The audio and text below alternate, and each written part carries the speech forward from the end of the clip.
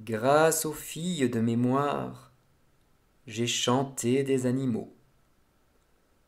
Peut-être d'autres héros m'auraient acquis moins de gloire. Le loup, en langue des dieux, parle aux chiens dans mes ouvrages. Les bêtes, à qui mieux, y font divers personnages. Les uns fous, les autres sages, de telle sorte pourtant que les fous vont l'emportant. La mesure en est plus pleine. Je mets aussi sur la scène des trompeurs, des scélérats, des tyrans et des ingrats. Mainte imprudente pécore, force sot, force flatteur.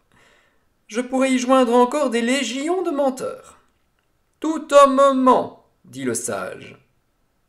S'il n'y mettait seulement que les gens du bas étage, on pourrait aucunement souffrir ce défaut aux hommes. Mais que tous, tant que nous sommes, nous mentions, grands et petits, si quelque autre l'avait dit, je soutiendrais le contraire. Et même qui mentirait comme Ésope et comme Homère, un vrai menteur ne serait. Le doux charme de mensonge, par leur bel art inventé, sous les habits du mensonge, nous offre la vérité. L'un et l'autre a fait un livre que je tiens digne de vivre sans fin, et plus, s'il se peut. Comme eux, ne ment pas qui veut. Mais mentir comme sut faire un certain dépositaire, payé par son propre mot, est d'un méchant et d'un sot.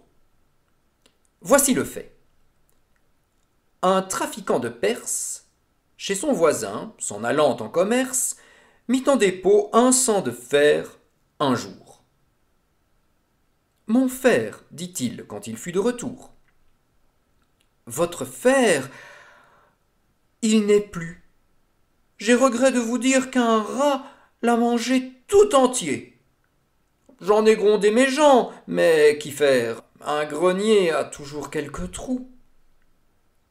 Le trafiquant admire un tel prodige, et feint de le croire pourtant.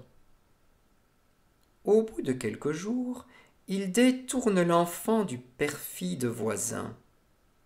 Puis à souper convie le père, qui s'excuse. Il lui dit en pleurant « Dispensez-moi, je vous supplie. Tout plaisir pour moi sont perdus. J'aimais un fils plus que ma vie. Je n'ai que lui. Que dis-je, hélas? Je ne l'ai plus. On me l'a dérobé. Plaignez mon infortune. » Le marchand repartit. Hier, au soir, sur la brune, un chat-huant s'en vint votre fils enlever. Vers un vieux bâtiment, je le lui vis porter. Le père dit, comment voulez-vous que je croie qu'un hibou pût jamais emporter cette proie? Mon fils en a besoin, eût pris le chat-huant. Je ne vous dirai point, reprit l'autre.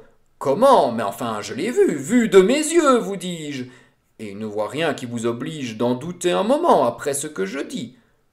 Faut-il que vous trouviez étrange que les chats-huants d'un pays où le quintal de fer par un seul rat se mange enlèvent un garçon pesant un demi-cent?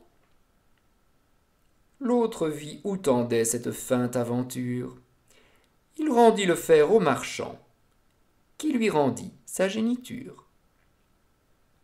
Même dispute à vain entre deux voyageurs. L'un d'eux était de ces conteurs qui n'ont jamais rien vu qu'avec un microscope. Tout est géant chez eux.